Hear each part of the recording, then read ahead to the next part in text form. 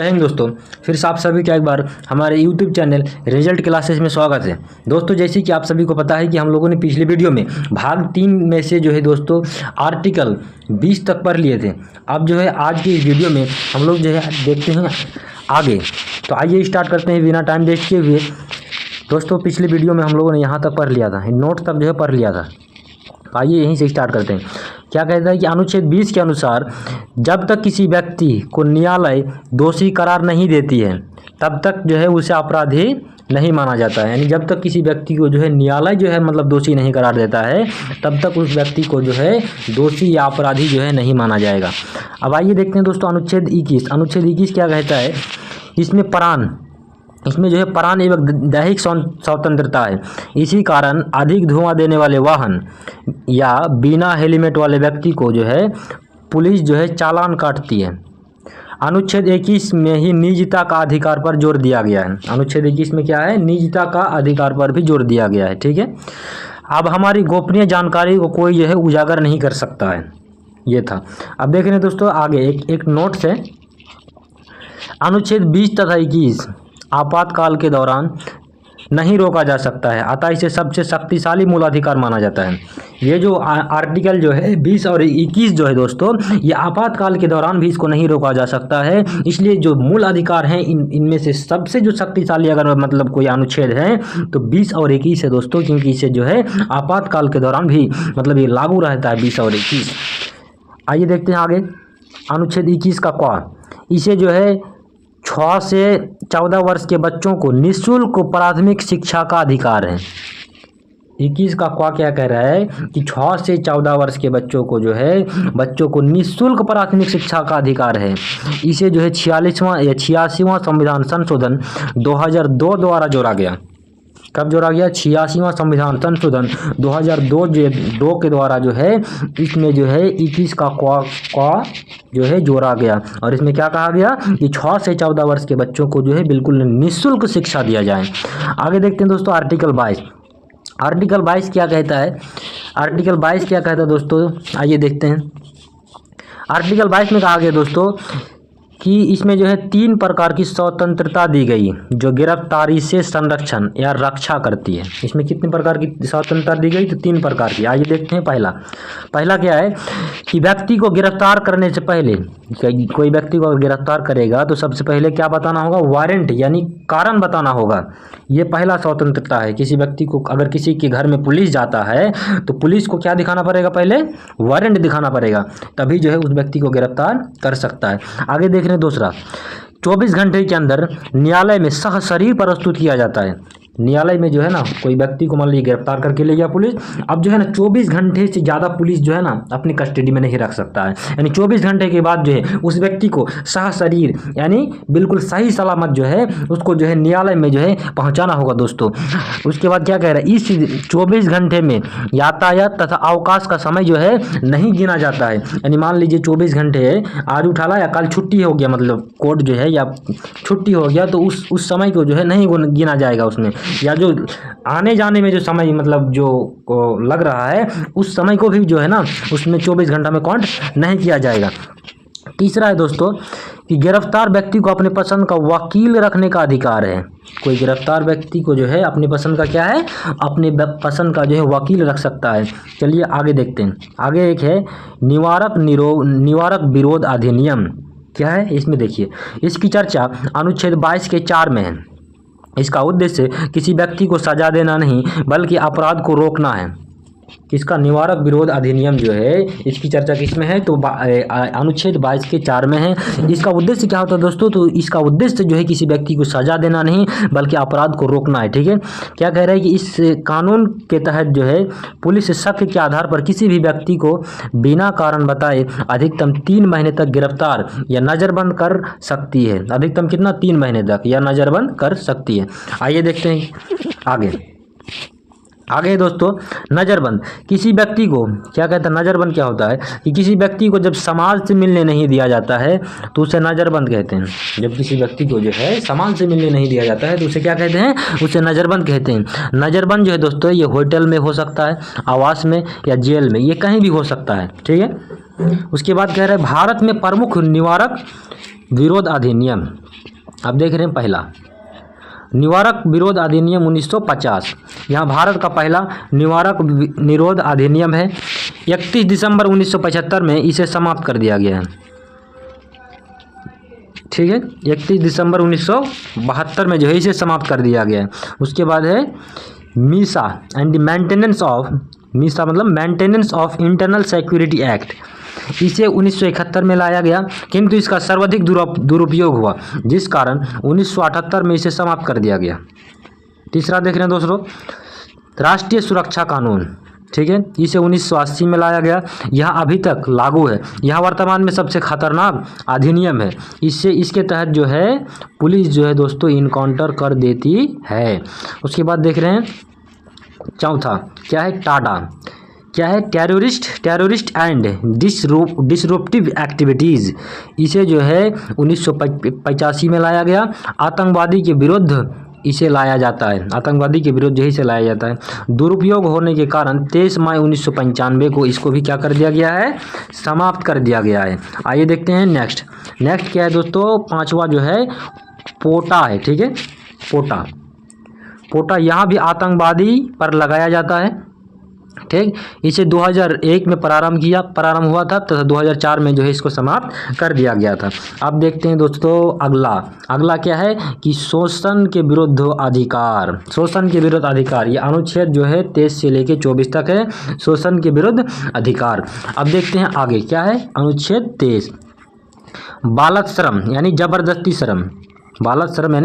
श्रम तथा यहाँ पे मिस प्रिंट है दोस्तों, यहाँ पे बेरोजगारी नहीं होगा, बेगारी यानी बिना वेतन पर जो है रोक लगाया गया। यानी क्या कहता है, बालक श्रम मतलब आप किसी व्यक्ति को जबरदस्ती काम नहीं करा सकते हैं। बेगारी मतलब आप किसी व्यक्ति को बिना वेतन का काम नहीं करा सकते हैं। ये कहा गया है आर्टिकल 23 में। किंतु क्या कह रहा है, किंतु राष्ट्रीय सुरक्षा के मुद्दे पर बाल श्रम या बेगारी कराया जा सकता है। बाल श्रम मतलब सरकारी या फिर जो राष्ट्रीय सुरक्षा के मुद्दे पर अगर बात आए तो जो है बाल श्रम या बेगारी कराया जा सकता है। आगे देखने दोस्तों, अनुच्छेद 24 क्या कह रहा है, यहाँ पे जो है मिसप्रिंट है, यहाँ पे 14 होगा दोस्तों। ठीक है, 14 वर्ष से कम उम्र के बच्चों को खतरनाक काम में नहीं लगाया जा सकता है। 14 वर्ष से जो कम उम्र के बच्चे हैं उनको खतरनाक काम में आप नहीं लगा सकते हैं। इसलिए आप लोगों ने सुना होगा कि कोई बच्चा छोटा बच्चा जब बाहर में चला जाता है तो उसके ऊपर जो है पुलिस जो है डेली जो है उसको जो है ना परेशान करती है, उस बच्चे को जो है ना टॉर्चर करती है। तो इसके तहत जो है ना पुलिस जो है उस बच्चे की क्या करती है, हिफाजत करती है दोस्तों, कि जो है ना छोटा बच्चा जो है कोई खतरनाक काम में ना लग जाए। ठीक है, आगे देखते हैं धार्मिक स्वतंत्रता का अधिकार। ये जो है अनुच्छेद 25 से लेकर 28 तक है। धार्मिक स्वतंत्रता का अधिकार जो है कहाँ से कहाँ तक है, तो अनुच्छेद 25 से 28 तक है। अब देख रहे हैं अनुच्छेद 25 में क्या कहा गया दोस्तों, कि अंतःकरण की चर्चा अर्थात व्यक्तिगत धार्मिक स्वतंत्रता की चर्चा है। यानी कोई भी व्यक्ति जो है अपने मर्जी का धर्म को मान सकता है, धर्म को परिवर्तन कर सकता है। इसके तहत जो है सिखों को किरपन यानी तलवार, मुस्लिमों को जो है दाढ़ी और हिंदू को टिक्की रखने का स्वतंत्रता है। यानी कोई मुस्लिम है वो दाढ़ी रख सकता है, कोई सिख है तो वो किरपान रख सकता है, कोई हिंदू है तो वो टिक्की रख सकता है। उसके बाद देखते हैं अनुच्छेद 26, इसमें जो है सामूहिक धार्मिक स्वतंत्रता है। सामूहिक धार्मिक स्वतंत्रता मतलब कोई एक जगह जो है नमाज पढ़ सकता है, कोई एक जगह मंदिर में जाके हवन वगैरह कर सकता है, यज्ञ कर सकता है। ठीक है, इसी के तहत जो है यज्ञ हवन सड़क पर नमाज पढ़ने की अनुमति है। उसके बाद अनुच्छेद 27 धार्मिक कार्य के लिए रखा गया धन पर टैक्स नहीं लगता है।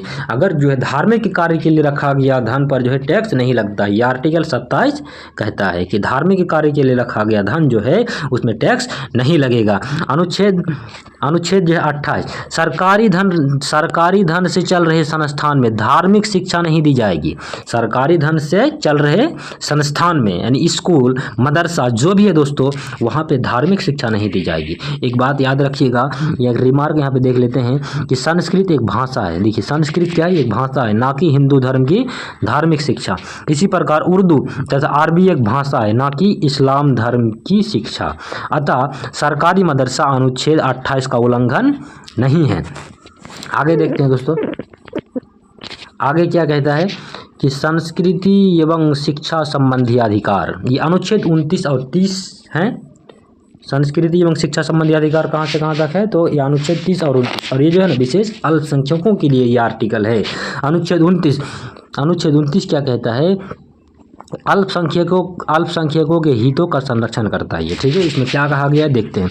इसमें अल्पसंख्यकों की रक्षा है और कहा गया है कि किसी भी अल्पसंख्यक को उसकी भाषा या संस्कृति के आधार पर किसी संस्था में प्रवेश से आप नहीं रोक सकते हैं। यानी कोई अल्पसंख्यक है, उसकी जो रहन सहन और उसकी भाषा के आधार पर जो है आप किसी संस्थान में उसकी प्रवेश पर नहीं रोक लगा सकते हैं, यह अनुच्छेद 29 कहता है। अनुच्छेद 30 इसमें क्या है, अल्पसंख्यकों का शिक्षा संरक्षण है। अल्पसंख्यक यदि बहुसंख्यक के बीच में शिक्षा लेने से संकोच कर रहा है, क्या कह रहा है कि अगर अल्पसंख्यक, जो हमारे भारत में अल्पसंख्यक कौन है, मुस्लिम, सिख, ईसाई, ये जो है क्या है भारत में अल्पसंख्यक है, ये अगर लोग जो हैं बहुसंख्यक के साथ पढ़ने में संकोच कर रहा है तो अल्पसंख्यक अपने पसंद की संस्था को खोल सकता है और सरकार उसको पैसा देगा, ठीक है। सरकार उसको क्या करेगा, पैसा देगा।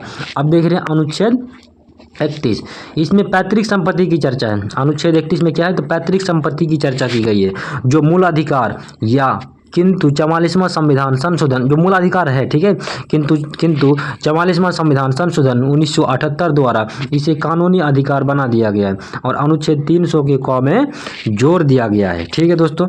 आगे देखते हैं, आगे क्या है, एक रिमार्क है, ठीक है, रिमार्क को देख लेते हैं। उसके बाद अनुच्छेद 19 का 6 कि अनुच्छेद कितना 19 के 6 में अर्जित भूमि की चर्चा है, जबकि 31 में पैतृक संपत्ति की चर्चा है, ठीक है। एक और देख लेते हैं क्या है कि मूल अधिकार को हम सरकार या जनता कोई नहीं छीन सकता है। यानी मूल अधिकार को जो है हमसे सरकार भी नहीं छीन सकता है, जनता भी नहीं छीन सकता है, जबकि कानूनी अधिकार को जनता नहीं छीन सकती है लेकिन सरकार जो है छीन सकता है। कानूनी अधिकार को जनता नहीं छीन सकता लेकिन सरकार जो है वो छीन सकता है। इसके लिए सरकार ने भूमि अधिग्रहण विधेयक लाया। अब देखते हैं आगे क्या है दोस्तों, आगे है संवैधानिक उपचारों का अधिकार। आर्टिकल कहाँ 31 तक हो गया। 31 में किसकी चर्चा है, तो पैतृक संपत्ति। अब देख रहे हैं आर्टिकल 32, इसमें क्या है, तो संवैधानिक उपचारों का अधिकार, संवैधानिक उपचारों का अधिकार की चर्चा देख रहे हैं। अनुच्छेद 32 संवैधानिक उपचारों का अधिकार। अनुच्छेद 32 को मूल अधिकार बनाने वाला मूल अधिकार कहा जाता है, क्योंकि इसके द्वारा व्यक्ति हनन के मामले पर सीधे सुप्रीम कोर्ट जा सकता है। सुप्रीम कोर्ट 5 प्रकार के रिट या याचिका जो है जारी करती है, 5 प्रकार के रिट या याचिका जारी करती है सुप्रीम कोर्ट।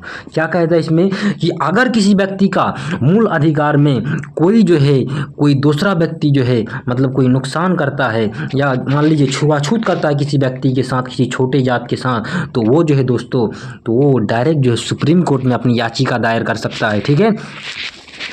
और आगे देख रहे हैं, आगे है दोस्तों, इसमें 5 प्रकार की क्या जारी कर सकता है, रिट जारी कर सकता है। पहला है बंदी प्रत्यक्षीकरण। यहाँ व्यक्तिगत स्वतंत्रता का सबसे बड़ा रिट है।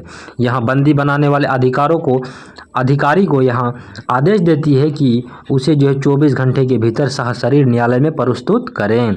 यहाँ जो है बंदी प्रत्यक्षीकरण किस पर लाया जाता है, तो बंदी बनाने वाले अधिकारी यानी पुलिस जो है बेसिकली उसी पर जो है ये लागू होता जाता है। बंदी प्रत्यक्षीकरण मतलब जो लोगों को गिरफ्तार करता है उसी पर लागू होता है। और क्या है इसमें कि 24 घंटे के भीतर जो है ना उस व्यक्ति को जो गिरफ्तार करके लाया है उसको जो है न्यायालय में प्रस्तुत करना जरूरी होता है, ना तो फिर उसके ऊपर जो है कार्रवाई होता है दोस्तों।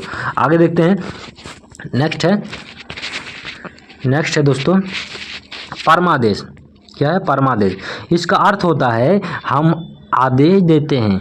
क्या देते हैं, हम आदेश देते हैं जब कोई सरकारी कर्मचारी अच्छे से काम नहीं करता है। यहाँ पे सहकारी नहीं होगा, क्या होगा, सरकारी कर्मचारी अच्छे से काम नहीं करता है तो उस पे यहाँ जारी होता है। सरकारी कर्मचारी जब कोई अच्छा से काम नहीं करता है तो कौन सा है उसके ऊपर लाया जाता है, रिट जारी किया जाता है, तो परमादेश। उसके बाद है अधिकार पृच्छदा।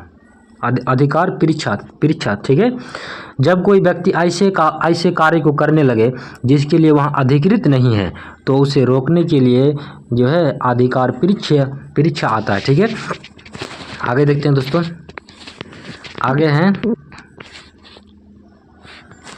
आगे क्या है कि अनुच्छेद 352, अनुच्छेद कितना 352, इसमें क्या है राष्ट्रीय आपात की चर्चा है। अनुच्छेद 352 में किसकी चर्चा है दोस्तों, तो राष्ट्रीय आपात की चर्चा है, ठीक है। अनुच्छेद 352 में किसकी चर्चा है, तो राष्ट्रीय आपात की चर्चा है।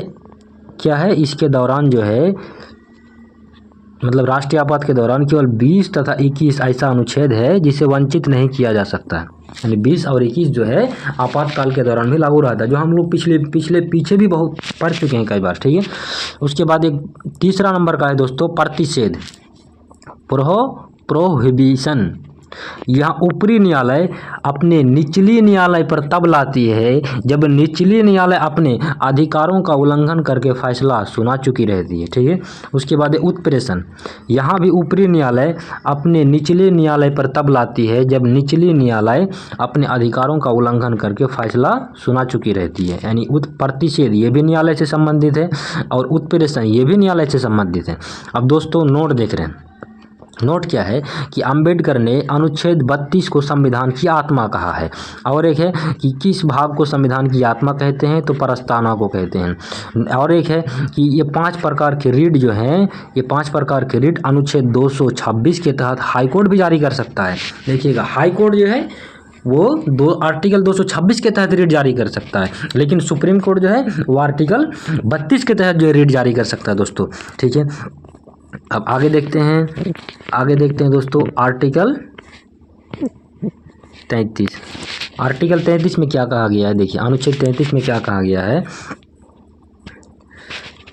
गया है कि राष्ट्रीय सुरक्षा के हित में संसद, सेना, मीडिया तथा गुप्तचर के मूल अधिकार को सीमित किया जा सकता है। यानी अगर राष्ट्रीय सुरक्षा का बात आएगा तो जो है संसद है, सेना है, मीडिया है और तथा गुप्तचर के मामलों को जो है गुप्तचर के जो मामले के अधिकार हैं उसको क्या किया जा सकता है, सीमित किया जा सकता है, एक आर्टिकल 23 कहता है।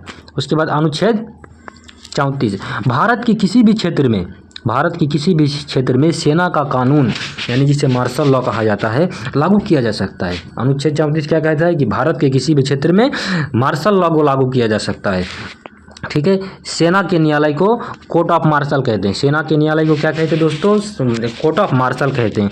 सबसे कठोर मार्शल लॉ एफएसपा यानी external force special power act, ठीक है। सबसे जो कठोर जो है मार्शल लॉ कौन है, तो एफएसपा है, ठीक है, external force special power act. आगे देख रहे हैं अनुच्छेद 35 कि भाग 3 में दिए गए मूल अधिकार को लागू होने की विधि की चर्चा है, यानी भाग 3 में जो मूल अधिकार दिया गया है इसको कैसे लागू किया जाए इसकी चर्चा किसमें है दोस्तों, तो अनुच्छेद 35 में है। अब देखिए कि मूल अधिकार को 7 श्रेणी में बांटा गया था किंतु वर्तमान में अभी 6 श्रेणी है। तो क्या क्या 7 श्रेणी है, अभी वर्तमान में 6 श्रेणी है, आइए देखते हैं। पहला है दोस्तों समानता का अधिकार। समानता का अधिकार जो है यह अनुच्छेद 14 से लेके 18 तक है। समानता का अधिकार 14 से लेके 18 तक है, ठीक। उसके बाद स्वतंत्रता का अधिकार, स्वतंत्रता का अधिकार जो है 19 से लेके कहाँ तक है, 22 तक है। 19 से लेके कहाँ तक, 22 तक है। उसके बाद शोषण के विरुद्ध अधिकार, शोषण के विरुद्ध अधिकार जो है दोस्तों यहाँ पे 27 है, 27 नहीं होगा, यहाँ पे क्या होगा 23 होगा, 23 से 24। शोषण के विरुद्ध अधिकार 23 से 24 होगा, ठीक है, यहाँ पे मिसप्रिंट है।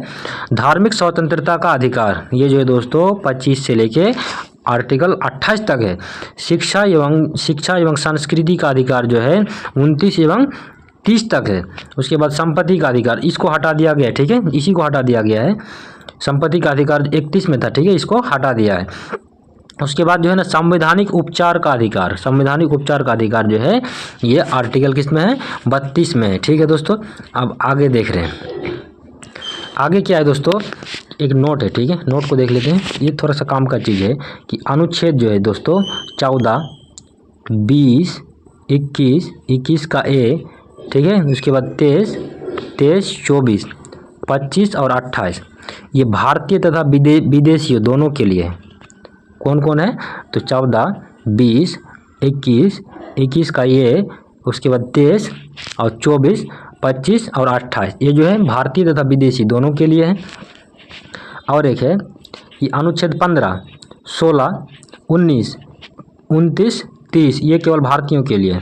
कौन कौन केवल भारतीयों के लिए है? तो अनुच्छेद 15, अनुच्छेद 16, अनुच्छेद 19, अनुच्छेद 29, अनुच्छेद 30, ये केवल जो है दोस्तों भारतीयों के लिए है। अब आइए देखते हैं आगे क्या कहता है कि हड़ताल करना तथा चक्का जाम करना ये मूलाधिकार नहीं है, क्योंकि इसे अन्य व्यक्ति के मूलाधिकार का हनन हो जाता है। ठीक है, एक बात समझ में आया कि हड़ताल करना, चक्का जाम करना ये मूलाधिकार नहीं है, क्योंकि इससे क्या होता है, दूसरा व्यक्ति जो है प्रवाहित हो जाता है, दूसरे व्यक्ति की मूलाधिकार का हनन हो जाता है। अब देख रहे आगे, अस्थायी आवास तथा अनिवार्य रोजगार ये भी मूलाधिकार नहीं है। वोट डालने का अधिकार राजनीतिक अधिकार है, मूल अधिकार नहीं है। वोट डालने का अधिकार कैसा अधिकार है? तो ये जो है राजनीतिक अधिकार है। ये जो है कैसा अधिकार है? तो राजनीतिक अधिकार है, ये मूल अधिकार नहीं है। मूल अधिकार को कुछ समय के लिए राष्ट्रपति निलंबित करते हैं। मूल अधिकार को अस्थायी रूप से प्रतिबंध संसद करती है। मूल अधिकार को जो है कौन जो है निलंबित करते हैं? तो ये याद रखिएगा दोस्तों, ये वेरी वेरी इंपॉर्टेंट है कि निलंबित कर सकता है राष्ट्रपति। ठीक है, उसके बाद है मूल अधिकार को अस्थायी रूप से प्रतिबंध संसद करती है। मूल अधिकार का रक्षक सुप्रीम कोर्ट आर्टिकल 32 के तहत तथा हाई कोर्ट जो है आर्टिकल 226 के तहत करते हैं। आज की वीडियो में यहीं तक दोस्तों, मिलते हैं फिर नेक्स्ट वीडियो में। जय हिंद दोस्तों।